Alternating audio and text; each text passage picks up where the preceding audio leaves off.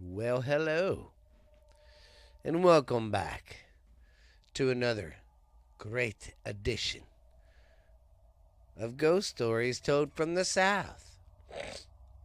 I am your host, Stephen LeBooth, and I got some skelly stuff for you today, boys and girls. Alright, man. How the heck is everybody doing? Hope you had a great week of work. Hope everything's been going great for you, whatever you're doing.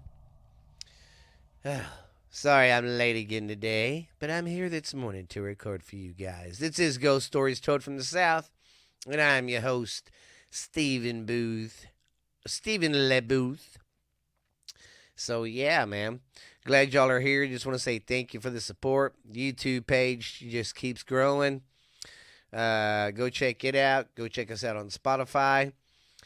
And I heard yesterday, I got an announcement to make. I heard yesterday that Google Play is gonna be no more after. I can't remember when they're shutting everything down. So if you're hearing this podcast on Google Play, you're gonna have to find another source to. But I'm on Spotify. I got the YouTube channel. I'm pretty much on any platform out there you can find us on. So just go look me up if you are on Google Play listening to me. I hear they're gonna shut her down. So that's alrighty. Well, alright. Other than that, then there's nothing really more. Like I said, I got the YouTube page caught up. It's looking good. Getting a lot of members and on Spotify. So, but guys, help me reach a goal on the YouTube channel. Help me get up to 500 followers. Right now, I think I'm around 60. Help me get to, no, I'll take that back. I'm going to start out small. Help me get to 100 YouTube viewers, and help me get about up to 200 or 300 on Spotify. Right now, I'm at 100 on Spotify. So let's just go up another 100, guys. Tell your friends about it. I hope you liked it show. I know I say leave comments, and you do. Y'all do, whether they're good or bad. So. And like I said, if I'm misleading anybody out here thinking I don't believe in that stuff, I do. So I just had some comments one day of somebody saying, "Oh, you're hopeless.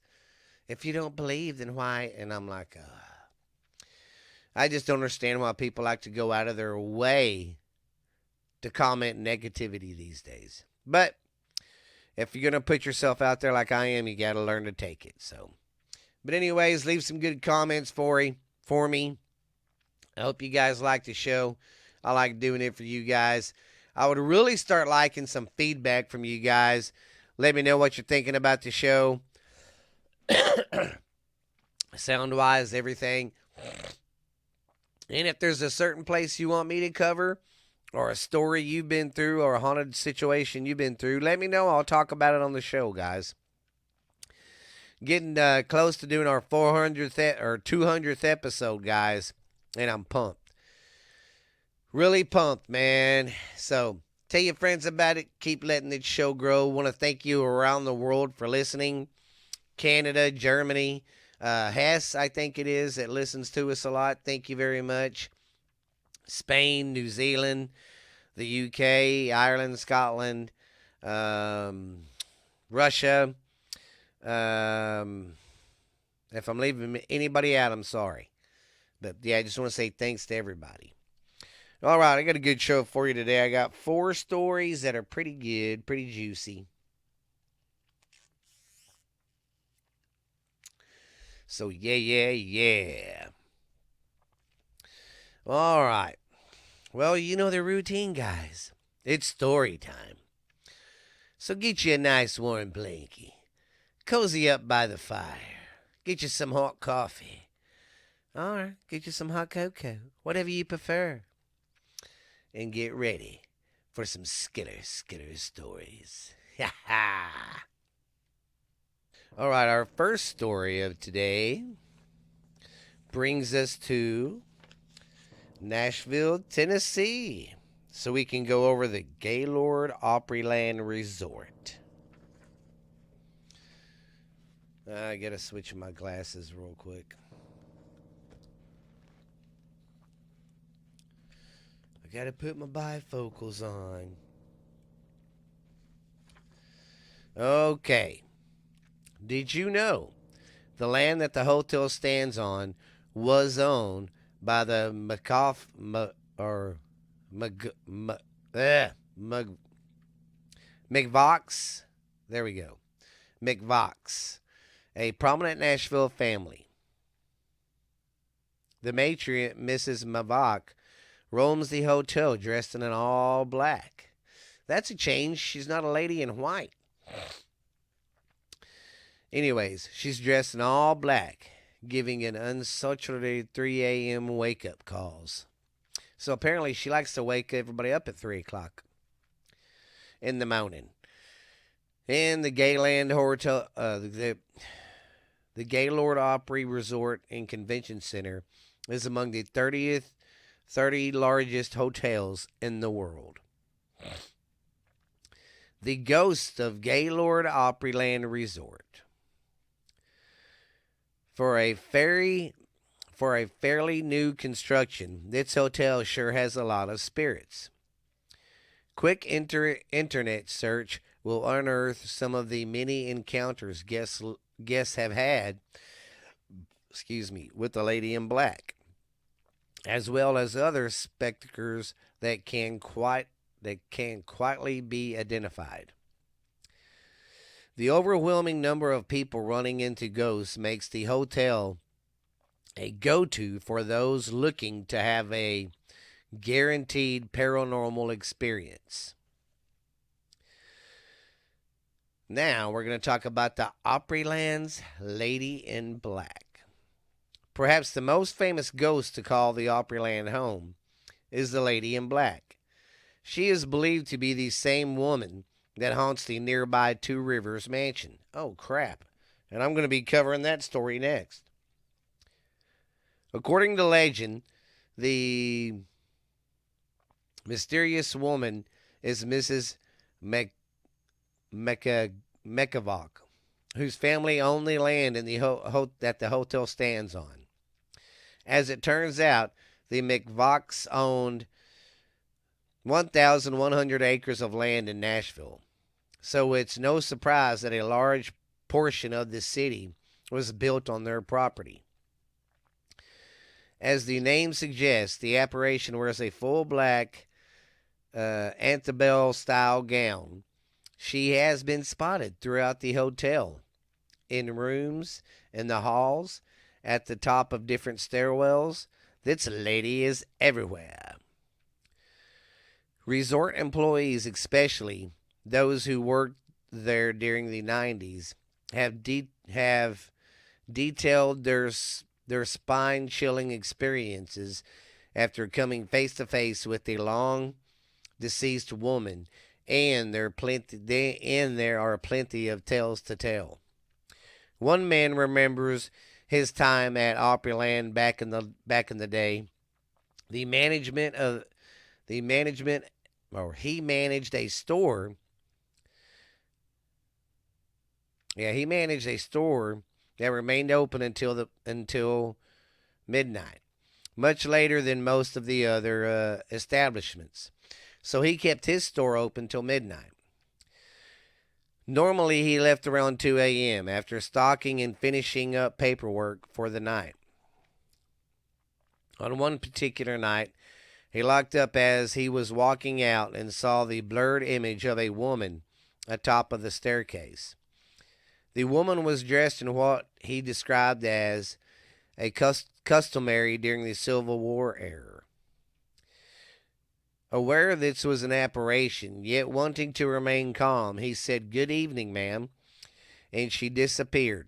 He was wondering what happened that night and why she showed herself to him ever since. Now we're going to talk about the Lady in Black's wake-up calls. One woman who stayed at the hotel, which was 9 years old, or she was 9 years old, recalls waking up at precisely 3 a.m.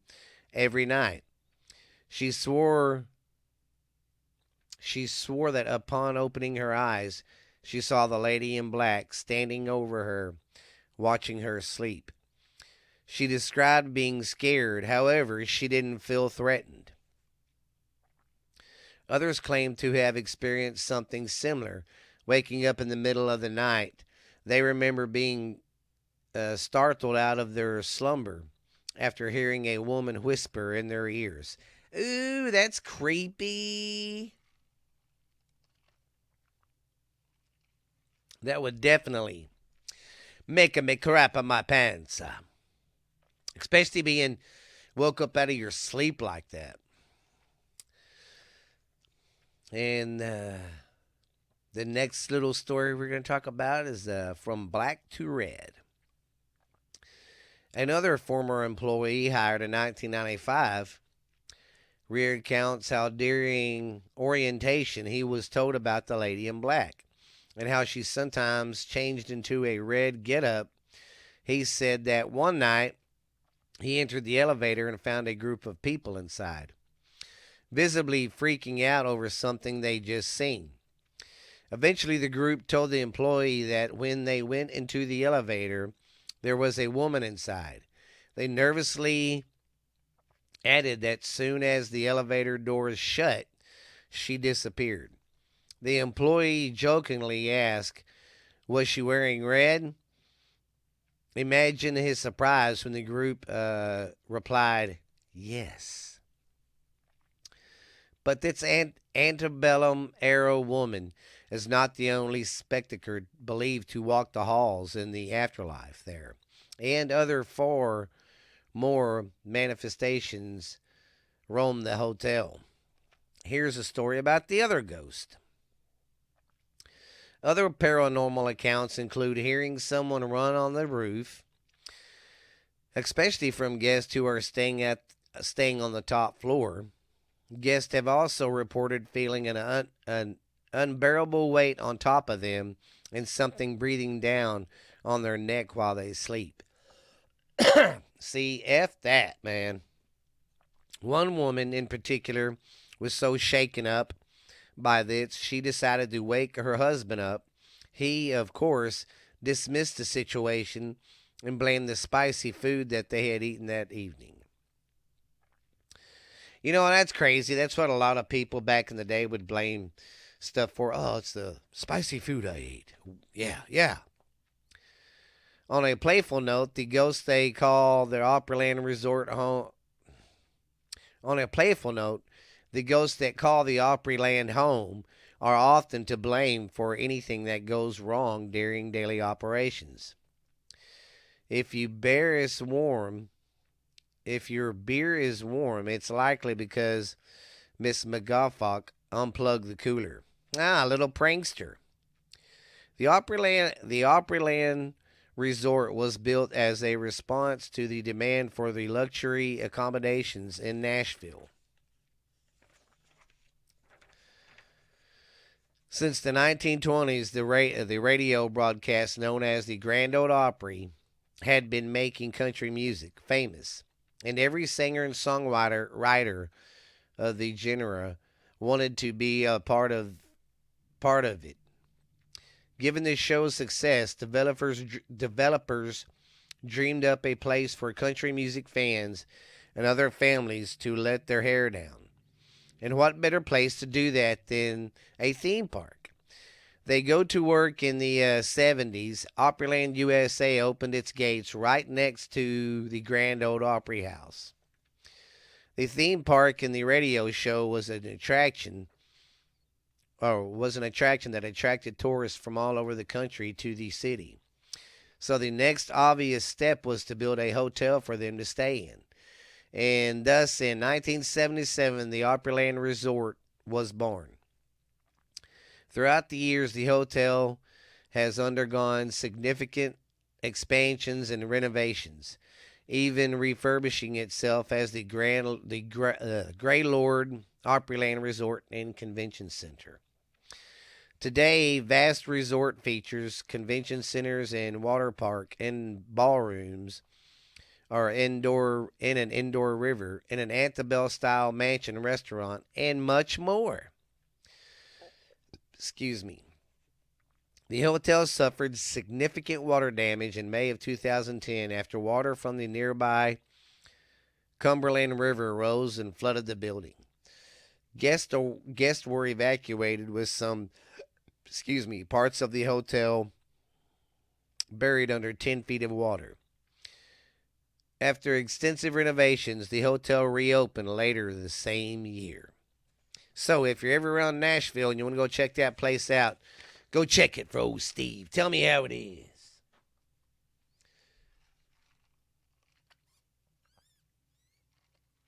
Okay, let's do the next story. All right, our next story is the Two Rivers Mansion. Seems like we just talked about this. Did you know the mansion and its surrounding property are believed to be haunted by the ghost of deceased Native Americans, Civil War soldiers, and the McGavock's family members? During the American Civil War that lasted from 1861 to 1865, the land was used to bury both Confederate and Union soldiers, as local cemeteries no longer had space to accommodate the massive burials. The property has its own version of the Lady in Black, notorious for making people uneasy and darting by an incredible speed and disappearing as soon as she is approached. The ghost of the haunted Two Rivers Mansion. In recent years, the mansion was used as a venue, giving the employees working the events quite a show. After they have locked up for the night, some claim that they have seen lights flickering and bright orbs floating inside the house. When staff is cleaning up, they can sometimes hear disembodied footsteps approaching and a crowd laughing even though all the guests have left for the night. Apparently, doors seem to unlock and open by themselves, when the fact that they creak further enchanting the spook factor, and to that the items that disappear and reappear in a completely different area, and you have a haunted house. A positive note: the hauntings in the house are certainly creepy, but do not malevolent. It would seem as if lingering specters of the McGovocks are just enjoying the afterlife in their home, unaware that they are scaring others half to death. Okay, here's the Lady in Black. Now, this is crazy. I've never covered a story where one story has the Lady in Black, and then the next place has the same story, but it's all built on the same property. Lady in Black. Plenty of haunted locations have their own Lady in Black, and the Two Rivers Mansion is no exception. This dark shadow figure has been seen gliding inside mansions as well as zooming across the golf course. Many believe that the so-called lady is no lady at all, but rather a dark human-like manifestation, of course placed by Native Americans. After all, we did take the land and force them to retreat to reservations. You see the massive manor as all glitz and glamour until we dig into its surrounding soil. There we will find the most common cause for a haunted house: an Indian burial ground, and one thing it's for sure no one should ever build upon one of these scariest sites. These spirits, they're not, they're, these spirits there do not rest, they rise. Sure, Indian burial grounds are are mystical, but their dominization is far fetched. There are haunted areas just like any other graveyard. Just note the hotbed for evil they have been painted out to be.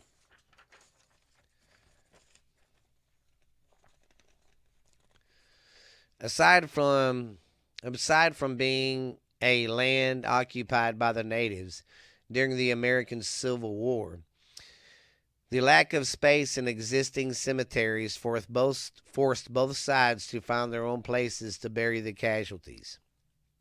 With some large acreage, the Megavox probably became one obvious choice due to the massive amount of burials and deaths in battle.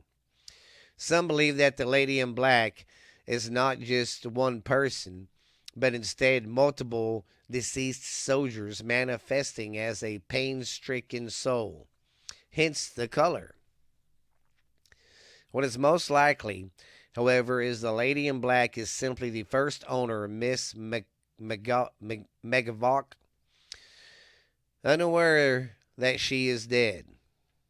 This would explain why she is seen roaming both the home and the nearby golf course. The missus of the house was accustomed to making daily rounds throughout the property, checking the stables and the barns, and ensuring everything was running smoothly. Could she be stuck in a loop, living day by day unaware of her death? When it comes to paranormal activity at Two Rivers, nothing tops the spine-chilling occurrence at the golf course. It's not all fun and games here. A large part of the burial ground already mentioned sites right under the Two Rivers golf course. If you want to hear disembodied footsteps and unexplained voices, this is the place to go. The activity here is so intense that the madness happens even in broad daylight. This is where people often see the famous Lady in Black and get the feeling that they are being watched even when no one is around. Like with any haunted attraction, there's value in learning the history of the location. This helps us further understand understand who is haunting it and why. Gotta get a little drink. One of the last antebellum homes built in this city, the Two Rivers Mansion, was constructed in 1859 by David H. McCovach and his new bride, William Willie Elizabeth Harding. Why would you name your fucking son William? That's weird. Willie Elizabeth. As David purchased surrounding properties, eventually his plantation came to be a total of 1,100 acres. It has been estimated that over 50 buildings, such as the stables, barns, and sheds, once stood on the property. David and Elizabeth's son, Frank, inherited the Italianate-style home in the 1890s. After the financial panic of 1893, Frank almost went bankrupt. To make sure he did not lose the property, he passed it on to his only son, Spence, who leased it while working as a shoe salesman. In 1928, Spence married Mary Louise Bransford, and the couple made some notable changes to the structure. They added a plumbing system and electricity for the comfort, but only remained in the house for 4 years. After the couple moved to Marilos, Tennessee, the mansion was in the hands of the caretaker. 2 decades later, in 1958, widowed Mary Lewis returned to the house, claiming living there was the happiest time of her life. She remained at Two Rivers until her death in 1965, the last member of the family to ever live in the home. After her passing, the massive estate was acquired by the metropolitan government of Nashville and Davidson County, which preserved 14 acres of the historic site and transformed the rest into schools, golf courses, water parks, and many other attractions. Maybe that's why the ghosts are pissed, because you did all that to the land. Did you ever think of that?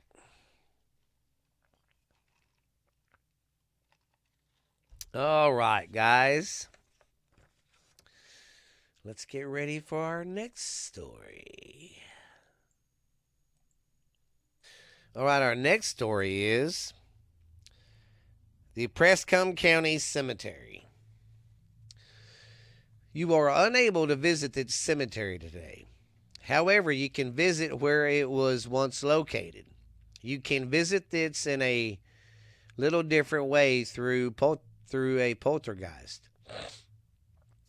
The graveyard was built before 1970 and was a great place to be laid to rest. However, since then, it has become something out of a horror movie.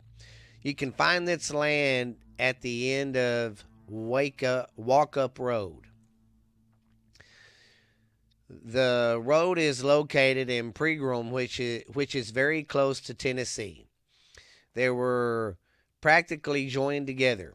However, you must beware of the story behind the cemetery. It might just chill your bones. The Pregram family cemetery was setting in disarray until the 1970s. It was in the 1970s that it began to change. A group of people purchased the land. They had decided to hire developers to raise land. They raised a stretch of land that was located along the river. This was Harpeth River that can be found in Pregram, Tennessee. This land included the Pregram family cemetery. The developers took proper precautions and removed those buried in the cemetery. They then decided to build homes on concrete slabs. They had many materials that were used. Some of the dirt that was removed from the area was sold all over the country. There were other materials sold as well. Now, see, I wonder with them selling the soil to different places around the United States, I wonder if that soil is like haunted. However, 5 short years later, the Harpeth River had risen 30 feet during its flood. A coffin appeared. The coffin had the remains of Mrs. Carrie Pregram, named Archie Carey, or Carey, was a postmistress of the town.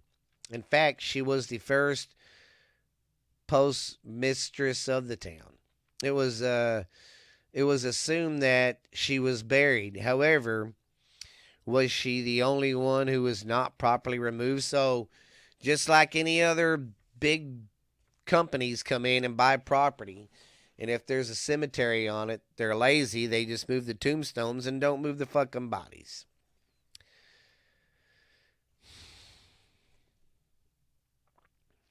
During this time, the news was on the spot. They wanted to cover the story of the woman who had surfaced during the flood. It was not something that you see every day. Plus, it was then that the town had discovered that the developers who were doing the project did not take good care of the dead that were located in the cemetery. Plus, the dirt that was excavated was sold throughout the town. This means that the cemetery grounds are spread all over the county. Oh my God. Despite these issues, the developers were allowed to continue building after this. However, they had a large fines due to their mistake. Their fines were over $50,000 during this new building. They had built a new town hall. The new town hall was called Harpeth Heaven. Harpeth Heaven. Then again in 2010, another flood occurred in the same area. Once again, Miss Carey's coffin had arisen. She had to be reburied again. People refer to her reburial as being pushed back into the ground. She was buried right where she was found. She was buried in the yard, first house in the subdivision. She is now laid to rest behind a fence. However, it's not peaceful. However, it is not peaceful laid to rest. Many people refer to Miss Carey as a poor woman who could not rest in peace. While Mrs. Carey is the only grave that popped up, it is suspected that there are several tombstones and coffins below the cemetery. There are several more tombs and coffins below the concrete slabs for the houses. Now we're going to talk about the paranormal. Ever since Miss Carey had been pushed back into the ground, there have been a lot of mysterious things happen. Not just from the 1910 flood, but the 1975 flood as well. The town that was built along the river, the previous burial site, was experienced a lot of issues. The town is beautiful. However, nothing seems to work properly. It seems as if the little town is unable to work alone. It always needs some help from outsiders. The town is considered incompetent without the help of others. The town is very troubled. The first thing that happened is the sewer that is installed never seems to work properly. Plus the supermarket that was built mysteriously burnt down. Another thing is that there is a lot of unusual floodings that occurs in the area. Some homes were built to resist flooding, but they would still flood. Areas that should not flood would not normally be able to have flooded. We are not just talking about an inch of water. We are talking about homes that shouldn't be flooded, filled with water. Another weird thing is fires. Remember how we mentioned the supermarket mysteriously burned down? Well, that isn't the only incident where fires are reported. Many fires occur randomly when these figures are put out completely. They have no chance of restarting.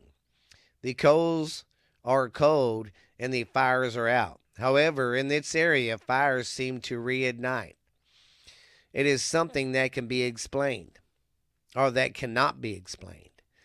An area that has been completely executed regains with ease. There are some things that simply cannot be explained.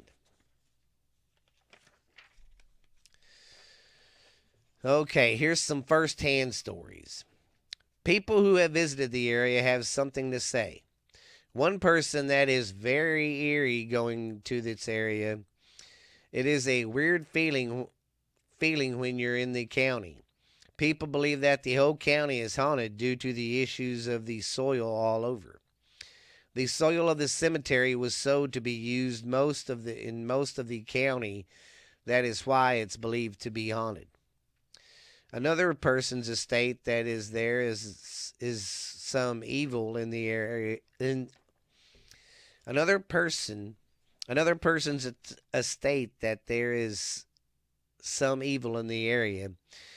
That there is some hauntings too. However, another person states the area is possessed or distressed, and it's a very scary place to be. One person who lived on the property states that there are still tombstones in the yards of some of the houses.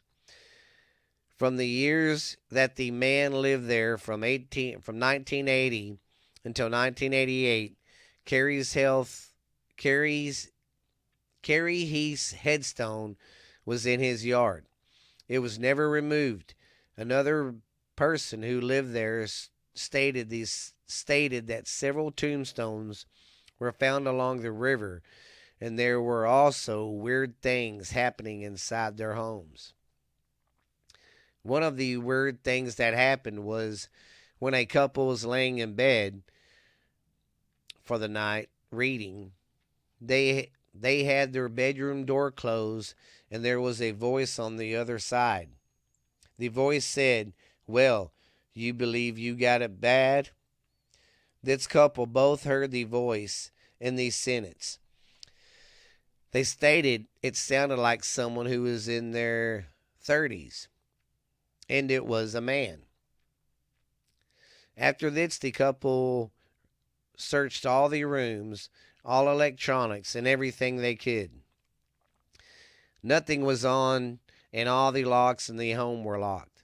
There was no explanation for what just happened.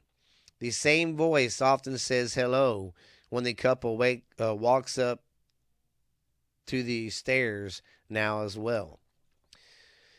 We saved the best story for last. This is from a family who moved into the area in 1976. They had the home that was at the end of the road. The road was known as Walk Up Road. Their house was located left and was the third one before the end. The night that the family moved into the house, the husband went to get their last load of items. It was at this time that the house shook suddenly. It was if something was hitting the end of the house or like an earthquake. The wife was home with her 2 children, and they laid in the hall and were so afraid to move. They had just moved in, and there were no curtains on their windows at this time, and there were no cell phones, and their home had no phone. This shaking occurred 7 times. The family had no idea about the stories in the graveyard that they were living on. The family soon discovered the stories. The family decided to leave for about 9 years They decided to live there for about 9 years. They would move again. During this time, there were several houses in the area that shaking happened, and several occasions to all the houses in the area. So that sounds like a pretty spooky place too.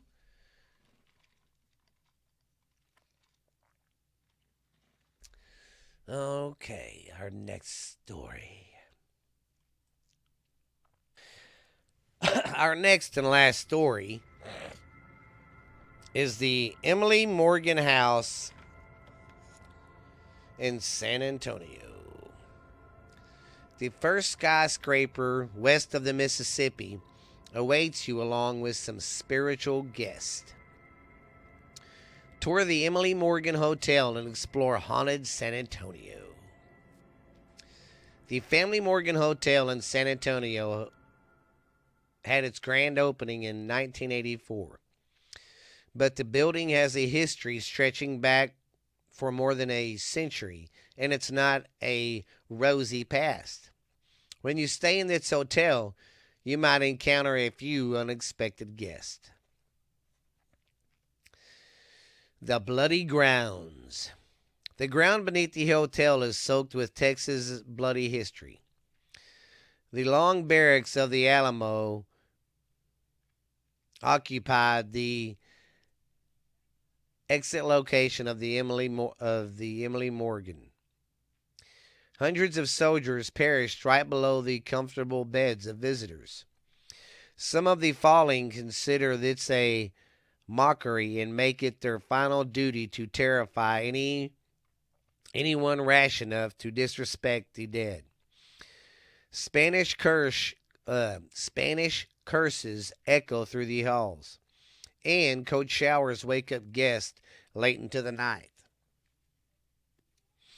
And in 1924, this beautiful Art Deco style building opened as the State of the Art Medical Arts Center. Within these walls were doctors, dentists, and everything in between. Rumors had it that the basement level excuse me, housed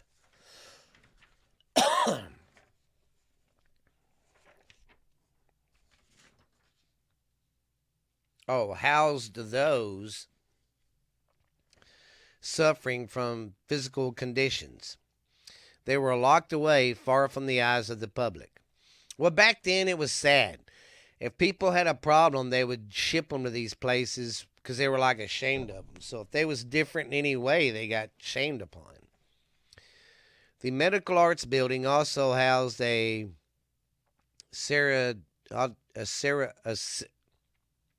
crematorium. Death was a constant presence in this building, and it's no surprise that the sink has it's no surprise that stick has remained for so long. Let's just say that smoky scene in the air is not a pleasant wood fire. The woman in white. One prominent guest is the woman in white. The staff cannot agree on her outfit. Some say it's a wedding gown, others say it's a hospital robe. But they all agree she is a constant presence in the hotel. She is often spotted at the end of the long hallway, staring intensely into guest eyes before suddenly running around a corner and disappearing. She has never hurt anyone, but is sure to give a fright to first-time visitors. They say you can capture a lost soul, and the woman in white has no direction. While the haunted nature of the hotel is an open secret, knowledge does not make you immune.